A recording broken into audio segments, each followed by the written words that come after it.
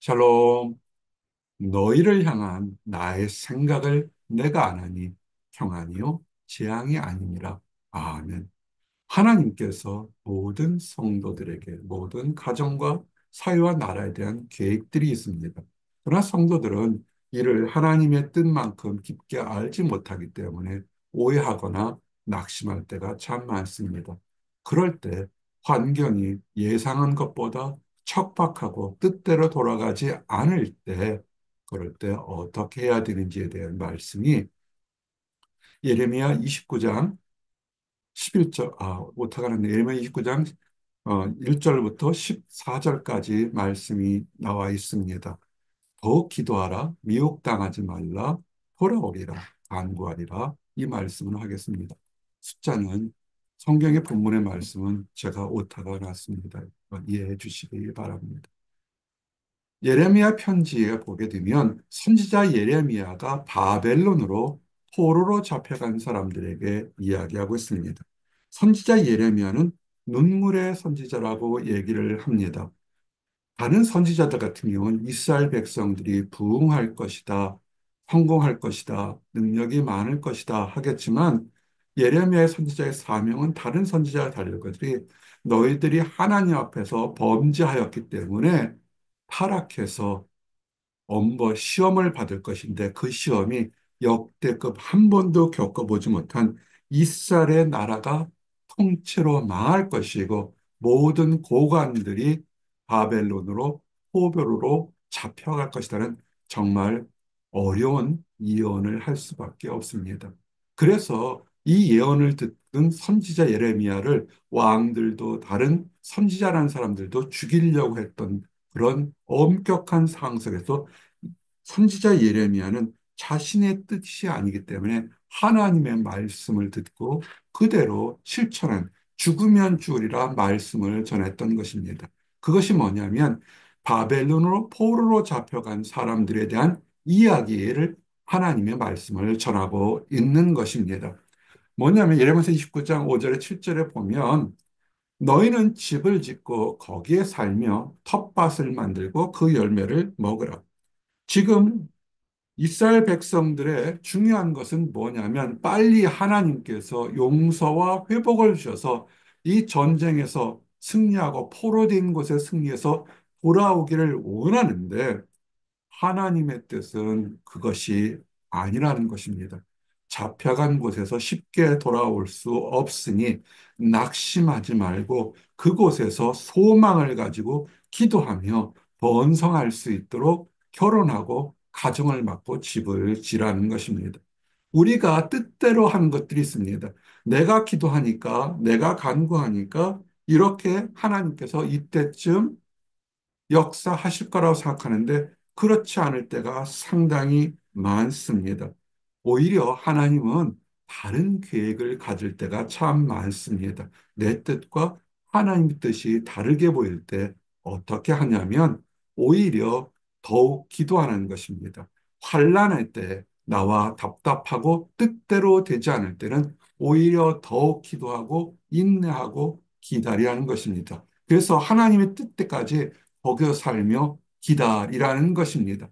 그러면서 중요한 것은 창세기 때 만든 것은 배우자를 만들어서 가정을 만드는 것이고 자녀들을 낳고 대를 이루는 번성하는 것입니다. 현대에 사단 마귀가 성공한 것, 그 다음에 많은 교회를 넘어뜨리는 방법이 무엇이냐면 가정을 이루지 못하게 하고 가정을 이뤄도 자녀를 낳지 못하게 하고 자녀를 낳아도 자녀들을 세상적인 교육 방법으로 완전히 망치게 해서 번성한 게 아니라 타락하게 만드는 것입니다. 예레미야가 하나님 뜻이 뭐냐면 그곳에서도 거룩한 배우자들을 만나서 아내와 형제와 자매들을 만나서 가정을 이루고 자녀를 낳게 해서 하나님 말씀으로 올바르게 키우라는 것입니다. 세상은 그저 잘 먹고 잘 사는 것이 아니라 하나님은 가정의 소중함을 다시 한번 말씀하고 계십니다. 세대를 초월해서 지금 이스라엘 백성들을 생각해 보십시오. 수천 년 동안 내려왔던 이스라엘 역사가 애굽의 포로로 된 이후에 처음으로 이스라엘 모든 나라가 사라져버리고 다시 바벨론으로 포로로 잡혀간 나라에 다시 나라가 있을까 없을까 그렇게 두려운 상황에서도 하나님의 약속은 다시 부흥할 테니 결혼하고 자녀를 낳고 하나님의 말씀으로 올바로 키우라는 것입니다. 지금 여러분의 뜻과 다르다고 낙심할 필요가 없이 하나님의 말씀으로 기다리라는 것입니다. 그리고 가장 중요한 것은 사로잡혀 가게 한 그 땅을 위해서 기도하라는 것입니다. 이것이 정말 중요합니다. 많은 사람들은 내 편, 따지기를 참 좋아합니다. 그리고 원수를 만들게 되면 인생의 삶의 가치를 그 어느 때보다 쉽게 누리게 됩니다. 인생을 이분법으로 살게 되면 참 쉽습니다. 왜냐하면 이분법으로 보는 것은 나의 가치관으로 상대방을, 사회를 또한 세상을 바라보기 때문에 내가 좋으면 나의 편이고 내 마음에 안 들면 남의 편이 되는 원수가 되는 것입니다. 그런데 하나님은 세상을 나의 중심이 아닌 하나님의 중심에 하나님의 계획 아래 보기를 원하셨습니다. 바벨론에 잡혀갔습니다. 그럼 어떨까요? 원수의 나라요. 이 나라를 위해서 저주와 원망 속에 살 수밖에 없죠. 그럼 살면서도 인생을 거짓말과 시기와 모략과 다툼과 평안이 없는 삶을 살게 되는데 하나님은 그것이 아니라 너희가 잡혀간, 너희를 잡아간 그 땅을 위해서 기도하라는 것입니다. 이것이 민족주의자의 입장에서 보면 매국노 같이 느껴질 수가 있죠. 그들을 압제하는 것인데요. 그러나 하나님은 그런 뜻이 아니라 그 기도하는 사람의 중요한 역할을 지금 하나님의 주권을 이야기하고 싶은 것입니다. 잡혀간 포로들이 기도해서 그 성읍도 기도의 능력으로 하나님 안에서 함께 평안을 누리라 것입니다. 포로가 평안이 있을까요? 아니죠. 힘들죠. 평안을 누릴 수가 없죠. 그런데 평안을 누리는 것은 하나님이 주시는데 하나님의 평안을 받도록 기도하는 사람을 통해서 그 은혜가 차고 넘쳐서 다른 곳에 기도하라는 것입니다. 미성숙한 크리스찬들이 내 것만을 위해 기도합니다. 그래서 평안이 없을 가능성이 상당히 높습니다. 왜냐하면 내 것 아닌 건 다른 것은 나를 핍박하거나 나를 힘들게 하는 이중적인 잣대로 볼 수밖에 없습니다. 성장 과정에 엮이는 과정이나 심적인 문제가 있어서 그럴 수도 있습니다. 근데 성경은 뭐냐면 나의 판단이 아닌 하나님의 판단으로 이웃을 위해 기도하고 사회를 위해 기도하고 국가를 위해 기도하라는 것입니다. 성도들이 한국의 나라를 위해서 기도를 해야 됩니다. 내가 지지하는 정치를 위해서 기도하는 것이 아니라 한국이란 나라의 평안을 위해서 기도해야 되는 것이 내 편이 아니더라도 평안을 위해서 기도해야 되는 것입니다. 지금 여호와 하나님께서 이스라엘 백성들의 그렇게 하라는 것입니다. 기도하지 않게 되면 미혹 당하게 됩니다. 포로로 잡혀갔죠. 많은 사람들이 죽었습니다. 인구의 절반 이상이 죽었고 노예로 살고 있으니까 정말로 인생의 마지막 바닥에 내려가게 되면 사람들은 쉽게 미혹당하게 됩니다. 우상 숭배와 미신에 빠지게 되고 특별히 하나님을 믿는다고 하는 사람들의 미혹은 뭐냐면 하나님의 이름으로 너희들에게 좋은 일이 금방 쑥쑥 일어날까는 그런 것에 참 많이 당합니다. 많은 사람들이 교회를 당하면서 미혹당하는 게 뭘까요? 내 것이 속히 응답받을 거라는 이야기를 하주는 굉장히 달려가게 됩니다. 하나님 안에서 이렇게 거룩하게 살아라, 도전하시라, 회개하십시오라는 얘기는 듣기 싫어하지만 복 받을 것이다, 차고 넘칠 것이다, 복권에 당첨될 것이다. 그러면 아멘, 아멘 한다면 그거는 미혹당하는 것과 똑같은 것입니다.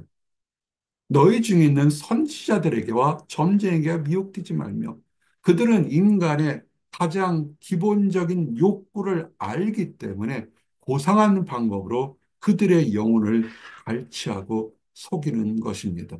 속지 마시기 바랍니다. 특별히 가장 못된 것이 하나님께서 하지 말라고 했는데 하나님 이름을 빌어서 마치 하나님의 일처럼 하는 거짓 예언자들의 이야기를 듣는 것이 너무나 많습니다. 말세가 되었습니다. 근데 말세가 되었을 때 많은 거짓 선지자들이 벌써 나와서 이렇게 하라 저렇게 하라고 하나님의 복음과는 상관없이 얼마나 많이 활동하고 있는지 여러분 아셔야 됩니다. 깨어서 기도하시기 바랍니다. 그래서 성경은 마태복음 24장 말씀처럼 너희가 사람의 미혹을 받지 않도록 주의하라. 사람의 미혹을 받지 마십시오. 수천 번 말씀드렸던 것 같습니다. 목회하면서 수천 번 말씀드린 것은 뭐냐면 사람은 의지할 존재가 아니고 사랑할 존재고 사물은 의지할 존재가 아니고 관리할 존재입니다. 왜? 나의 부족함과 연약함이 그다음에 불확실성이 사람을 너무 크게 의지하게 됩니다. 그러다 보면 하나님 말씀을 믿지 못하고 따르지 못하게 됩니다. 큰 교회, 수많은 사람들 있는 곳에만 하나님의 역사가 있을까요? 아닙니다. 광야에서도 하나님은 역사하십니다. 근데 사람들은 왜 그 수많은 곳에 갈까요? 사람들의 미혹을 받을 수 있기 때문에 그곳에 많이 가는 것입니다. 사람의 미혹을 받지 마십시오. 왜 미혹을 받을까요? 내 것을 챙기는데 물질에 대한 욕심이 먼저 가득 차 있기 때문에 그 이후에 교만과 타락과 범죄의 역시 그런 죄악들이 계속 오게 되는 것입니다. 돈을 사랑함이 일만하게 뿌리가 되니 돈 자체는 사람들이 관리할 존재지 사랑할 존재는 아닙니다. 그런데 물질을 먼저 앞세우다 보니까 그 위에 세상 것들이 쫓아오게 되는 것입니다. 그래서 미혹을 받아서 결국은 자기 자신을 찌르는데 회개하지 않으면 깨닫지 못하게 됩니다. 무엇이 잘못된지를 아는 잣대가 뭡니까? 하나님 말씀인데 하나님 말씀을 읽지도 않고 하나님 말씀을 읽고 묵상한다 하지만 자신의 잣대로 하나님의 말씀을 해석하니까 결국은 늪속에 빠져오게 됩니다. 근데 하나님께서 놀랍게 말씀하시죠. 예레미야 29장 10절 11절입니다. 제가 오타를 났다고 말씀드렸습니다. 때가 되면 돌아오겠다는 것입니다. 이스라엘 백성들의 선지자로 듣고 싶은 얘기 뭡니까? 1년 후, 2년 후, 길어도 10년 후엔 돌아가리라. 내 생전엔 돌아가리라 하는 것이 소망입니다.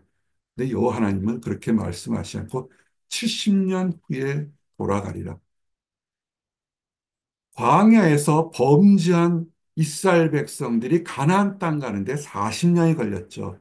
하나님 앞에 범죄하고 하나님을 믿지 않고 했던 백성들이 40년이라 한 세대가 다 죽어서 정탐꾼의 하나님의 약속을 믿지 않은 사람은 다 죽어서 가나안 땅을 가지 못했죠. 뒤집어 얘기하게 되면 이스라엘 백성들이 왕을 세우고 축복과 보호를 했지만 범죄함이 그만큼 깊었다는 것입니다. 사실은 이스라엘 백성들을 없앨 수도 있었겠죠. 그러나 하나님은 창세 때 약속한 아브람과 이삭과 야곱에게 약속한 말씀이 뭡니까? 너희 후손이 바닷가에 모래알처럼 많게 하리는 그 약속을 지키신 것이고 또한 나는 의로운 사람이고 불의를 보지 못하는 하나님의 약속도 지키는 방법이 뭡니까?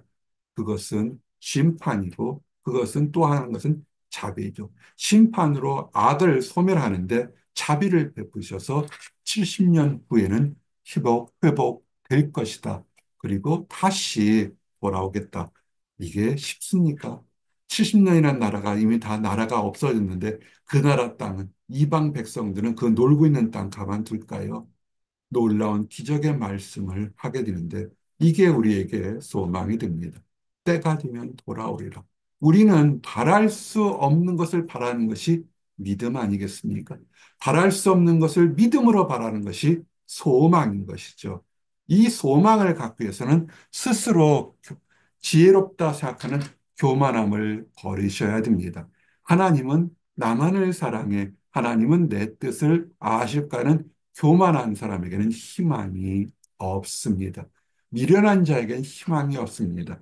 겸손한 사람, 하나님의 말씀을 가지고 기다리는 사람은 그때가 지금이든 다음이든 상관없이 하나님께서는 약속을 주시겠다는 것입니다. 예레미야서 29장 11절에 너희를 향한 나의 생각은 내가 안 하니 평안이요 재앙이 아니라, 지금 보이는 이 재앙 같은 많은 상황들이 재앙이 아니라 평안이라는 것입니다. 오히려 이 환란을 통해서 더러운 것을 제하게 되고 거룩한 믿음, 연단되어서 소망을 갖게 된다는 것입니다. 우리에게 우리 뜻대로 되지 않을 때 불행하거나 불평할 필요가 없습니다. 이 과정을 통해서 오히려 나의 삶에 평안과 소망, 아름다운 미래를 주시겠다는 하나님의 약속인 것입니다. 그러므로 예레미야서 29장 12절 14절에서는 이제 하나님의 뜻을 알게 되면 본격적으로 와서 기도하라는 것입니다.